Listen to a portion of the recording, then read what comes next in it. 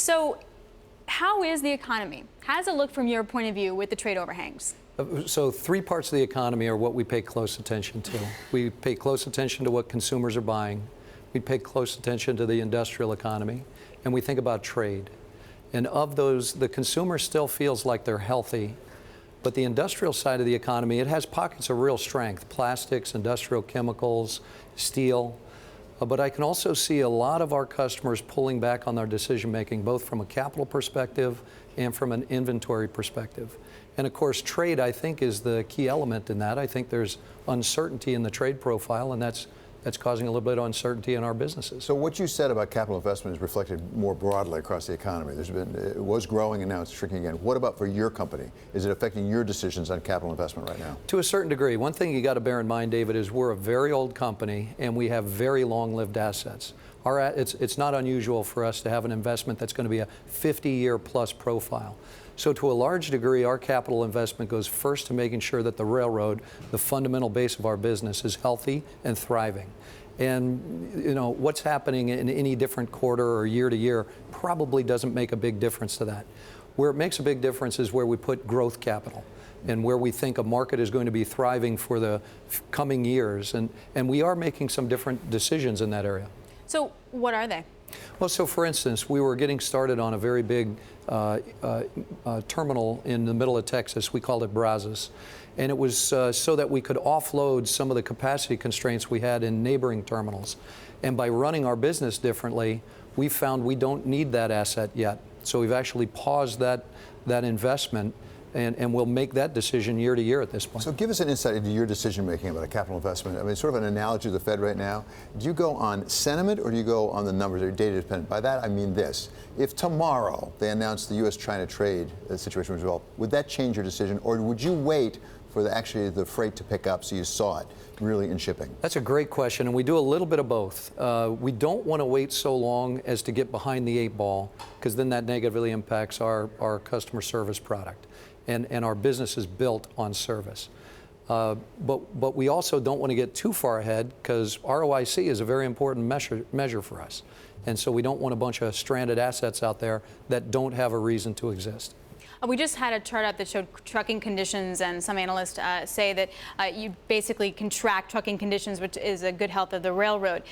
Does it also wind up hurting things like efficiency gains, volume, price expansion, things that you were really counting on for this year for your business that now you can't? Yeah, so Alex, our guidance for this year has been an improvement in our operating ratio below a 61. It's a strong move for us, and we've also guided to over $500 million in productivity. Those things are large, they're remaining intact, and we're more confident than ever that we're going to be able to produce those. Where a soft trucking market starts creating problems for us is mostly on the top line, where markets that were available to us, commodity shipments that were available to us, might instead now go to a truck that's seeking to get filled, and they're lowering their pricing aggressively in order to capture that.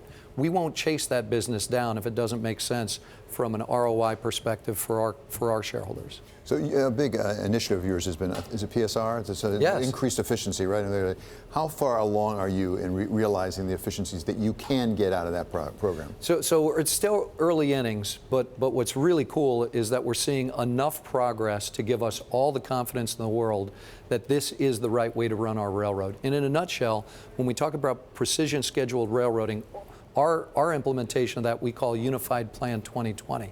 And it's basically taking our focus from trains and train velocity to cars and car velocity. And so what we're really doing is we're trying to figure out if we don't need to touch a car and switch a car, we won't. And that has a positive impact on our service product, and it also has a very positive impact on productivity. You were also a member of the Business Roundtable. You were at the White House. The recent CEO survey didn't make anyone feel really good. I mean, you had plans for capital investment were low. Sales expectations were also low. Did you feel, what was the response of the White House? How did you feel they were listening? So I thought the president and his team listened very carefully to what myself and Jamie and David and Jim were presenting. And our message was, you've done a tremendous job in getting the economy set for success. Tax reform was necessary and has worked. Your approach and your administration to regulation, which is prudent, seems to be working. And there's this last piece in trade and trade policy that potentially could break the economy if we don't get it right. And so we had a nice dialogue on what's happening with USMCA, what's happening with China, what's happening ultimately with Japan and Europe. All those trade arrangements are going to be very important to our economy as we go forward. There's not just the trade arrangements, but the talk about the trade arrangements. I mean, and I wonder whether there's a true conflict here. In the sense the president would say, I suspect you can't make an omelet without breaking some eggs. I've got to really shake up, for example, the Chinese side to really make progress there. And that necessarily is going to cause people in the C-suite to say, I'm not sure I want to invest right at the moment. Yeah, David, so CEOs understand the calculus of taking risk.